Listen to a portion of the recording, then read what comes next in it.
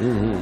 Fala pra gente, Caio, qual o verdadeiro significado da Páscoa? Olha, a Páscoa já conta a sua própria história pelo significado da palavra, que é passar por cima. Cobrir, passar por cima. No inglês, o nome chega a ficar óbvio, assim, pass over, que é cobrir.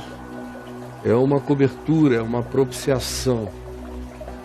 É um chegar e passar por cima, protegendo, guardando, justificando, garantindo. A Páscoa é esse cobrir o que é fraco, é frágil, é pecaminoso, não se garante, não se banca a si mesmo.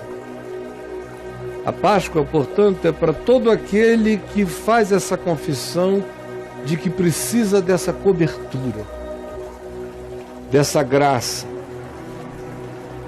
O sinal precípuo dessa simbolização humana, porque é um desenvolvimento humano, inspirado pela alegria da gratidão da bondade de Deus em ação na vida da gente. Os humanos foram desenvolvendo a simbolização conforme o que era símbolo e o que era arquétipo para os humanos.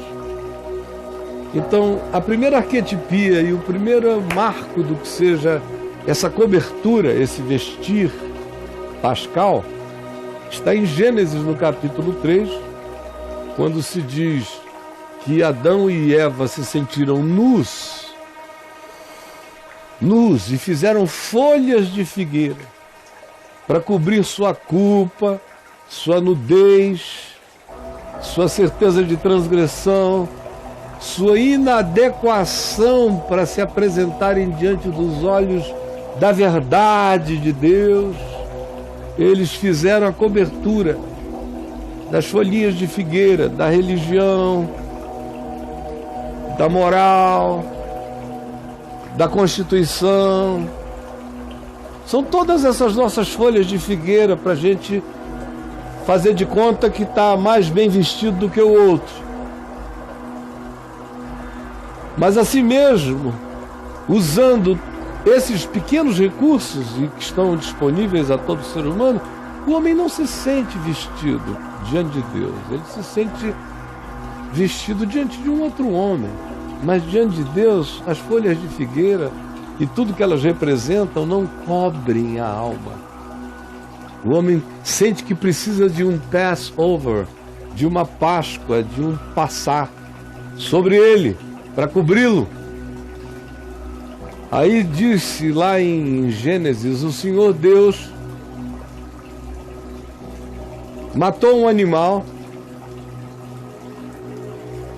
tirou a pele do animal e derramou o sangue do animal e vestiu o homem e a sua mulher com aquelas vestes. Aí começa essa simbolização de que para cobrir a nudez do homem tem que haver uma Páscoa, tem que haver uma cobertura, tem que haver um passar sobre, e isso precisa ser uma ação divina para cobrir, para que o indivíduo coberto por Deus viva. A segunda grande maior expressão disso, porque houve pequenas simbolizações pascais até essa outra grandiosa, que se tornou o épico pascal, que é a saída do povo de Israel do Egito, depois de 430 anos em cativeiro, com Moisés, que os libertou. Então, depois daquela sucessão toda de sinais e de juízos, em sequência sobre o Império Egípcio e sobre Faraó, vem a última praga, que é a morte dos primogênitos, em relação à qual se diz que o anjo do Senhor, que é esse Cristo antes de Jesus, sobre o qual eu já falei tantas vezes aqui. O Cristo antes de Jesus, o anjo do Senhor, esse mesmo anjo do Senhor com A maiúsculo, que recebe adoração como se fosse Deus e se trata como Deus, o Cristo antes de Jesus, encarnado, esse anjo do Senhor iria passar por toda a terra do Egito e em toda casa onde não houvesse o sangue de um cordeiro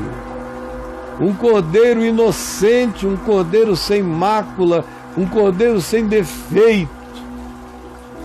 Na casa onde não houvesse o sangue, a passagem do anjo e do poder da destruição do juízo atingiria o primogênito daquela família, até o primogênito da vaca, do boi, de qualquer outro animal.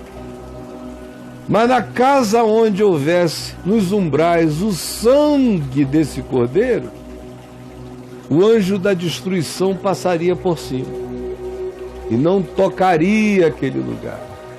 Passaria por cima, Passover, passar, Páscoa, passar por cima. Isso tudo indicava o terceiro grande marco referencial, no meio de tantos outros menores que outros.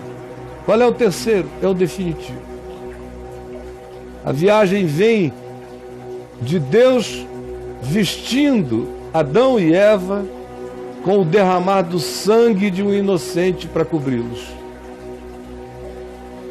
No passar por cima do Egito, cobrindo a todo aquele que tinha crido na fidelidade desse que dissera: se você crê que a minha palavra é fiel, que o que eu estou dizendo é verdade, e colocar o sangue no umbral da sua casa e crer, você não será tocado. E foi o que aconteceu. E agora vem aquele acerca de quem João Batista, olhando chegar, disse: eis o Cordeiro de Deus que tira o pecado do mundo. João Batista é o Adão lúcido e consciente da graça. Esse humano que, ao invés de fazer folhinhas de figueira para si cobrir, olha e diz: olha o Cordeiro que tira o pecado do mundo. Reconhece, segui-o. E quando chegar a Páscoa dos judeus, esse Cordeiro, na sexta-feira pascal, é crucificado, morre morte de pecador, de transgressor, de amaldiçoado, morte de cruz, morte de bandido entre bandidos, levando sobre si o pecado do mundo, do nosso mundo e de todos os mundos, dos que já foram, dos mundos que são e dos mundos que virão e dos mundos paralelos. Ele é a convergência de todas as coisas, ele absorve. E ele diz: quem crê está consumado, está pago, tetelestai. Nunca mais o juízo da morte visitará você. Aquele que crê em mim, esse já passou da morte para a vida, já passou, já pascuou da morte para a vida. Está coberto, o maligno não lhe toca. Em 8 minutos era a simplificação que eu poderia fazer para todo mundo um pouquinho só entender qual o significado da Páscoa. Maravilhoso, cara. E você falou aí, está consumado, é uma das frases, das 7 frases que ele pronuncia, né? O Cordeiro. É o Cordeiro. Fala dessas frases pra gente, cara. Essas 7? As 7 palavras de Jesus na cruz, né? A primeira foi: Pai, perdoa-lhes porque eles não sabem o que fazem. E eu transformei isso numa frase que faz parte de um texto meu aí no portal. Você já perdoou o mundo hoje? E que agora está virando uma camisa da Santa Corja. Você já perdoou o mundo hoje? Isso é maravilhoso. Pai, perdoa-os, porque eles não sabem o que fazem. Essa é a fala desse sacerdote segundo a ordem de Melquisedeque, que perdoa a quem sabe e a quem não sabe, a quem entendeu, a quem não entendeu, porque ninguém entendeu. Ninguém entendeu. E os poucos que acharam que tinham entendido e que estavam ao lado dele, iriam logo depois descobrir que também não tinham entendido praticamente nada. Eu existo sob essa certeza de que o que eu sei, eu preciso transformar em consciência e não transgredir. Mas eu sei todo dia que eu sou perdoado dos pecados da minha ignorância, do que eu não enxergo, dos meus bloqueios, do que eu não vejo, dos meus condicionamentos, das minhas doenças culturais, das minhas pseudo-certezas, das minhas falsas morais, de tudo. Pai, perdoa. O Caio não sabe o que faz. E eu vivo da melhor maneira, o mais coerentemente que eu posso com o que eu sei e que dele vem como revelação. E ando quebrantado, sem certezas absolutas, porque eu também sei que eu não sei uma multidão de realidades. E dele eu só quero esse perdão para minha ignorância acerca do que eu não sei na vida. E diminua as minhas asseverações para não ser tão drasticamente estúpido contra a graça de Deus. Uma outra frase ali na sequência é: tenho sede.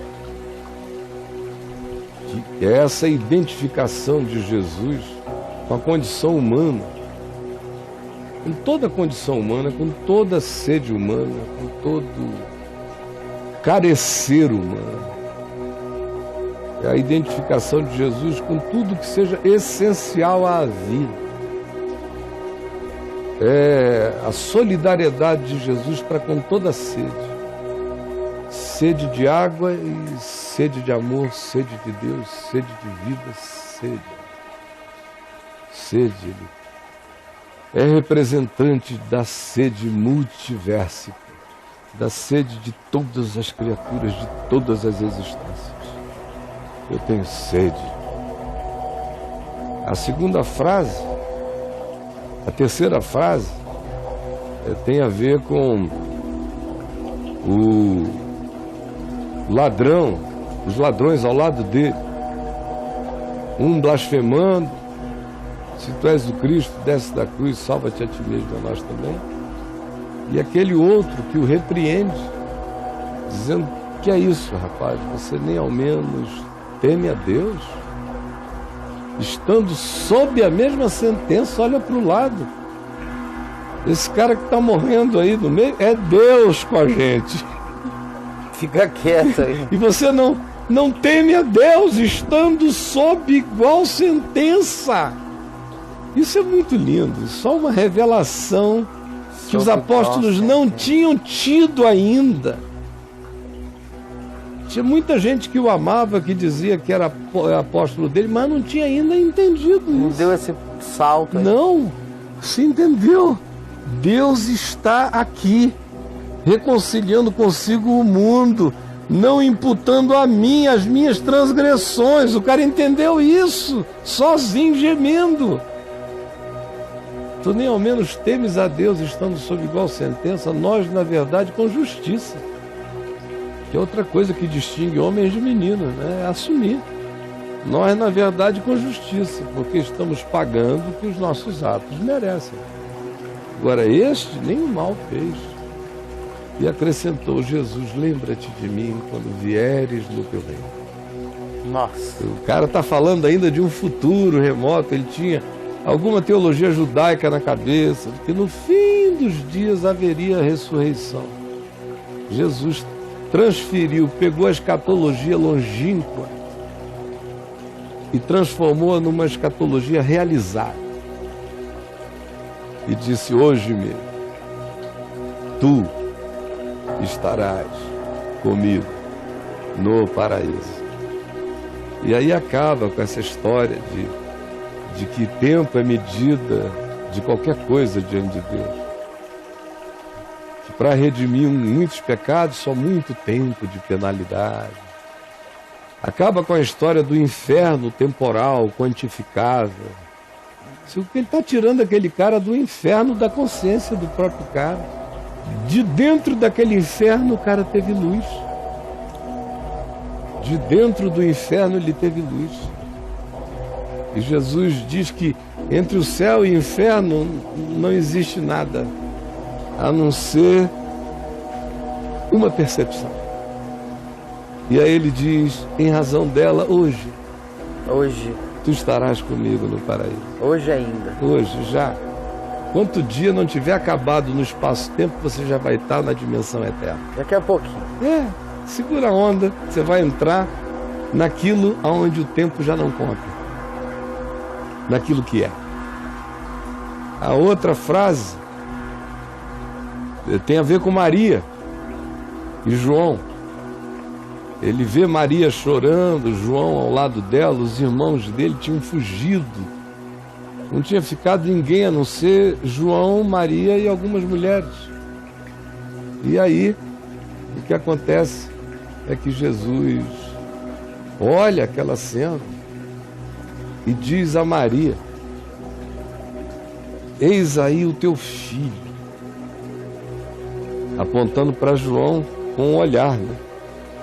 Olhando para João. Eis aí teu filho. E disse para João: eis aí a tua mãe. E ali Jesus cumpriu o que ele vinha ensinando no Evangelho. O que ele vinha ensinando e o que ele tinha ensinado a Maria, por exemplo.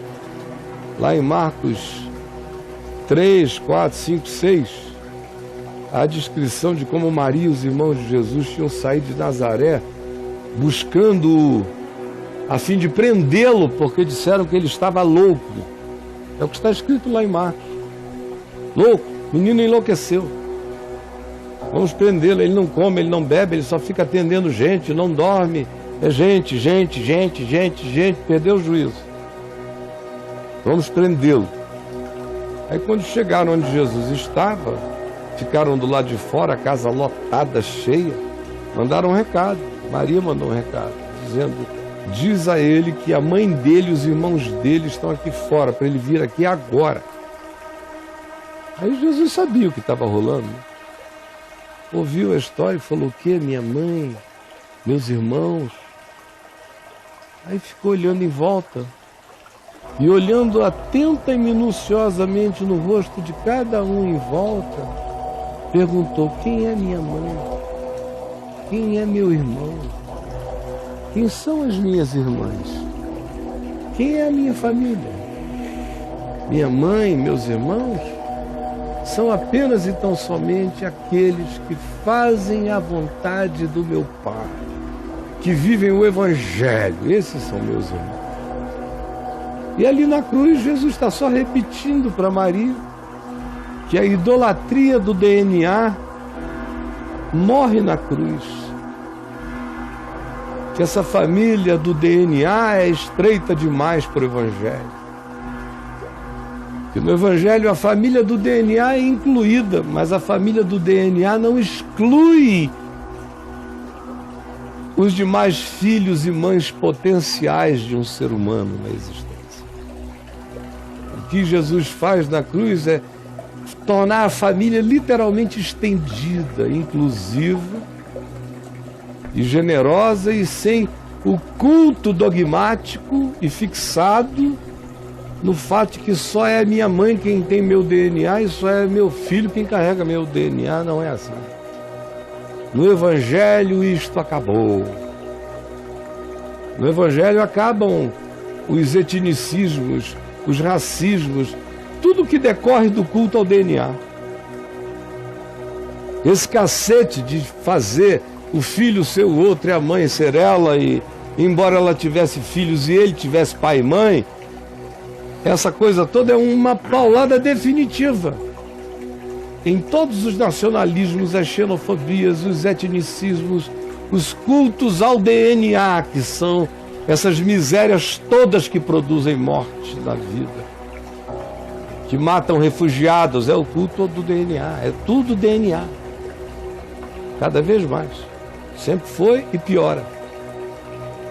Na cruz, Jesus disse: não, no meu reino não é assim. Outra frase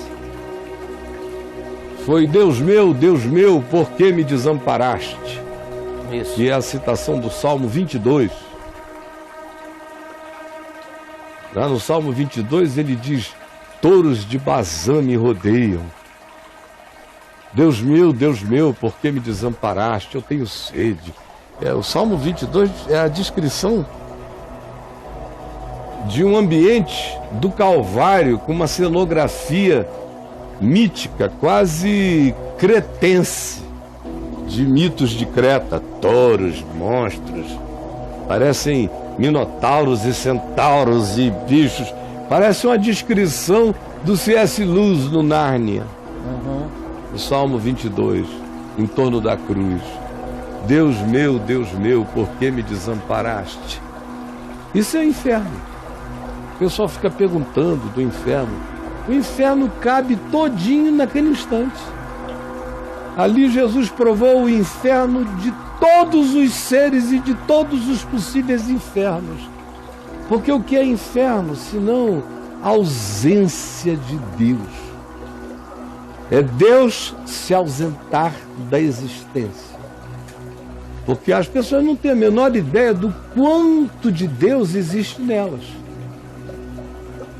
Mesmo no pior bandido do mundo existe uma ânima nele.